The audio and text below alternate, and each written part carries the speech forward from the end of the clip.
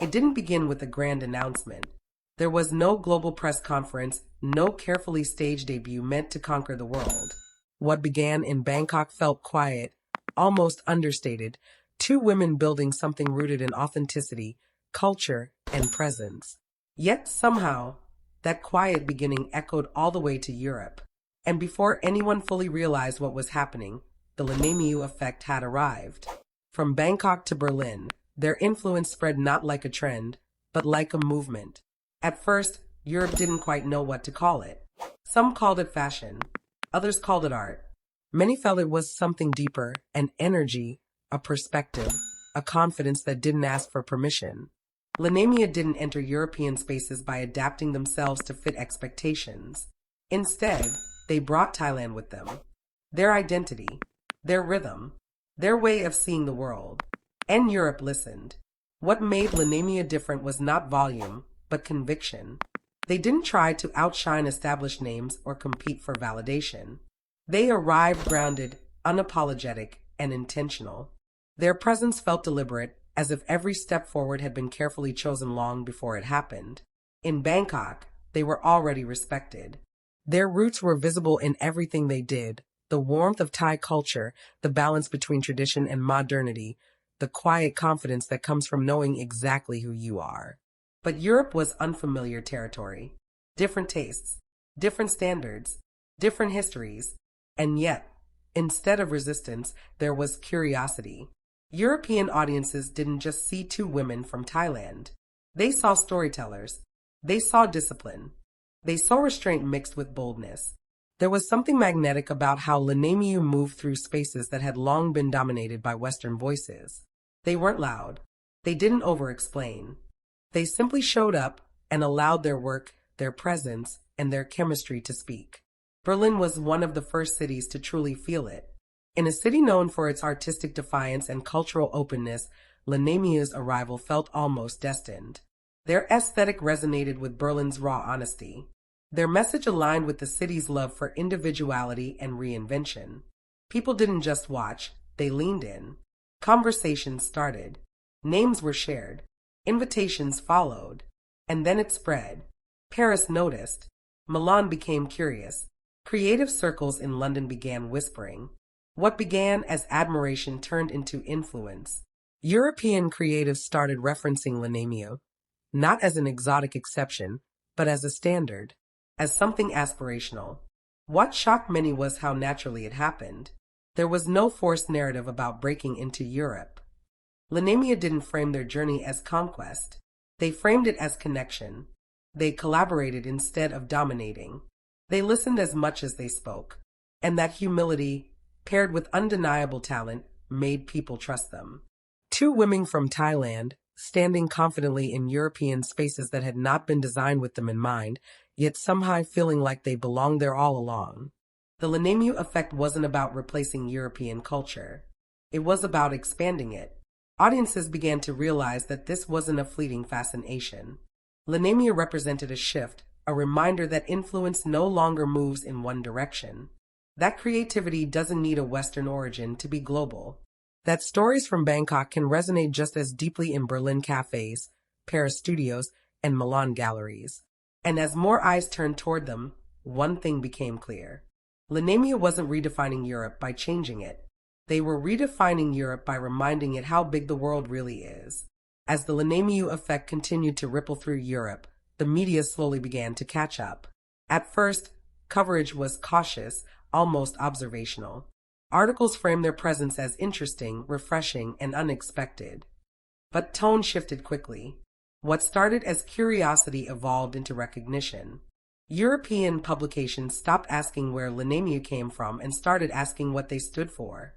Profiles appeared in creative magazines, not highlighting their nationality as a novelty, but exploring their philosophy, their discipline, and the intention behind their work.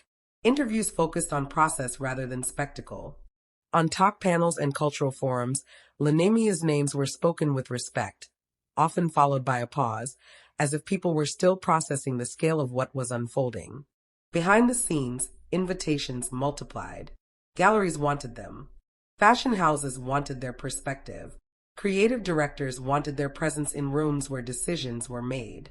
And still, LENAMIU moved carefully. They declined more than they accepted, not because the opportunities weren't impressive, but because they were intentional about alignment. They understood that influence, once rushed, loses meaning. What Europe saw was not just success, but dissentment. In Berlin, they were praised for their restraint. In Paris, for their elegance without excess. In Milan, for their ability to challenge tradition without disrespecting it. Each city interpreted LENAMIU through its own lens, yet the response was consistent: admiration. But the true shift happened when European creatives began to change their own approach. Designers started referencing Southeast Asian narratives without dilution. Curators reconsidered whose voices were missing from exhibitions. Conversations about representation felt less theoretical and more practical. LENAMIU didn't demand space, they created it simply by existing authentically. Two women from Thailand, standing in European rooms, not asking to be included, yet impossible to ignore. Still, the journey wasn't without resistance.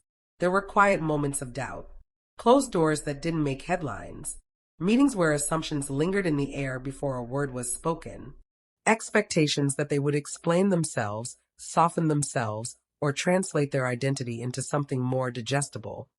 And each time, LENAMIU chose steadiness. They didn't react defensively. They didn't overcorrect. They stayed rooted in who they were. And slowly, resistance dissolved, not through confrontation, but consistency. That consistency became their signature. Audiences began to recognize it immediately. Whether on stage, in interviews, or in collaborative projects, LENAMIU carried the same grounded energy. They didn't perform confidence, they embodied it. And Europe, accustomed to reinvention and rebellion, recognized something rare: authenticity without rebellion, strength without aggression. As months passed, their presence stopped being described as new. It became necessary. European creatives started asking different questions. Instead of "can this work here?" the question became "why wouldn't it?" Instead of "will audiences understand?" it became "how have we overlooked this for so long?" The LENAMIU effect had shifted the conversation. Not by being louder than Europe, but by listening to it, understanding it, and then expanding it. And somewhere between a quiet Berlin studio and a late-night Paris conversation, it became clear that this was no longer about two women from Thailand making it in Europe. It was about Europe changing because they were there. From Bangkok to Berlin, the journey had come full circle, not as a takeover, but as a redefinition of influence itself. And the most powerful part, LENAMIU never once tried to prove they belonged. They already knew. As Europe continued to absorb the LENAMIU effect, something quieter, but far more powerful, began to happen. The conversation shifted from recognition to reflection. People weren't just watching LENAMIU anymore. They were reconsidering the frameworks they had relied on for years. What defines influence? Who gets to shape taste? And why had so many voices been absent for so long? LENAMIU didn't answer these questions directly. They didn't need to. Their presence was the answer. In creative rooms across Europe, references started to change. Mood boards expanded. Language evolved. There was a noticeable softening in how global culture was discussed, not as a hierarchy, but as a dialogue. And often, without being named outright, LENAMIU's influence sat quietly at the center of these changes. Fans noticed first. Not just fans in Thailand, but across Europe itself. Young creatives in Berlin, Paris, and Amsterdam began sharing stories online about how seeing two Thai women command European spaces gave them permission to believe in their own voices. Comments appeared under interviews and features, not just praising style or success, but expressing gratitude. "You made me feel like I don't have to erase myself. You showed me I can be global without losing my roots. You didn't come to fit in. You came as you are." Those messages traveled far beyond social media metrics. They reached LENAMIU themselves. Behind closed doors, the weight of that realization settled in. What began as a personal journey had become something collective. The responsibility wasn't overwhelming, it was clarifying. It reminded them why they had been so careful with every decision, every collaboration, every public appearance. They understood that visibility without purpose fades quickly. But visibility anchored in integrity leaves a legacy, and Europe responded in kind. Cultural institutions that had once been cautious began opening their doors wider. Invitations became partnerships. Conversations became commitments. LENAMIU wasn't just present, they were consulted. Their perspectives were valued not as cultural references, but as strategic voices shaping direction. What surprised many was how seamless it felt. There was no dramatic moment of acceptance, no single headline declaring Europe's embrace. Instead, it happened gradually, naturally, like a city adjusting its rhythm to accommodate a new, beautiful sound. In Berlin, exhibitions referenced Southeast Asian sensibilities without explanation. In Paris, fashion conversations included Thai influence as a given. In Milan, craftsmanship discussions began acknowledging heritage beyond Europe's borders. And throughout it all, LENAMIU remained consistent. They didn't chase visibility. They curated it. They didn't respond to every narrative. They built their own. They didn't separate who they were in Thailand from who they were in Europe, because to them, there was no difference. This refusal to fragment their identity became their most radical act. Europe had long celebrated reinvention, but LENAMIU showed the power of continuity, of carrying one's full self across borders without dilution, of letting culture travel intact. As the months passed, the question quietly changed again. It was no longer, who is LENAMIU? It became, what comes after LENAMIU?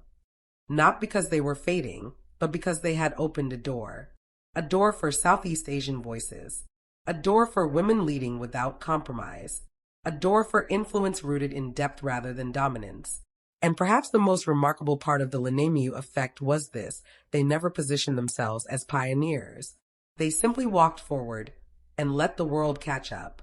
From Bangkok to Berlin, their journey wasn't about redefining Europe by force. It was about expanding its imagination, showing that global culture is not a destination, but a conversation, one that becomes richer when more voices are allowed to speak without translation. And as that conversation continues, one truth has become impossible to ignore. Europe didn't just witness the LENAMIU effect. It was changed by it.